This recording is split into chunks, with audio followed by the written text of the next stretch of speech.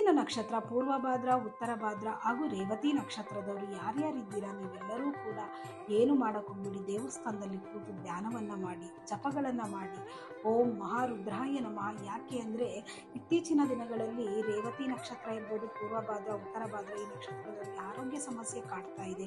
ಕಾಲು ನೋವು ಯಥೇಚ್ಛವಾಗಿದೆ, ಹಾಗೆ ಮೈ ಕೈ ನೋವು ಇರ್ಬೋದು, ಕಾಲು ನೋವು ಇರ್ಬೋದು, ಕೆಲವೊಂದು ಗಂಭೀರವಾದ ಕಾಯಿಲೆಗಳಿಗೆ ನೀವು ತುತ್ತಾಗ್ತಾ ಇದ್ದೀರಾ. ನೀವೆಲ್ಲರೂ ಕೂಡ ಎಷ್ಟು ಸಾಧ್ಯನೋ ಅಷ್ಟು ಜಪ ತಪಗಳನ್ನು ಮಾಡಿ ದೇವಸ್ಥಾನಕ್ಕೆ ಹೋಗಿ ನೆಮ್ಮದಿಯಾಗಿ ಕೂತ್ಕೊಳ್ಳಿ. ಏನು ಬರಲಿಲ್ವಾ, ಓಂ ಮಹಾರುದ್ರಾಯ ನಮಃ ಅಂತ ಹೇಳ್ಕೊಂಡು ಕೂತ್ಕೊಳ್ಳಿ, ನಿಮ್ಮ ಆರೋಗ್ಯ ಸಮಸ್ಯೆಗಳು ನಿವಾರಣೆಯಾಗುತ್ತೆ.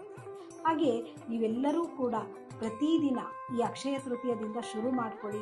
ಕನಿಷ್ಠ ಪಕ್ಷ ಒಂದು 48 ದಿನಗಳ ಕಾಲ ಆದರೂ ನಿಮ್ಮ ಇಷ್ಟಾರ್ಥ ಸಿದ್ಧಿಗಾಗಿ ಯಾವ ಭಗವಂತನನ್ನು ನೀವು ಆರಾಧನೆ ಮಾಡ್ತೀರಾ, ಖಂಡಿತವಾಗ್ಲೂ ಆ ಭಗವಂತನನ್ನು ಪ್ರತಿದಿನ ಬೆಳಿಗ್ಗೆ 4:15 5:30 ಸಮಯದಲ್ಲಿ ನೀವು ಜಪಾತಪಗಳನ್ನು ಮಾಡೋದ್ರಿಂದ ನಿಮಗೆ ಅಷ್ಟೈಶ್ವರ್ಯಗಳು ಪ್ರಾಪ್ತಿಯಾಗುತ್ತವೆ.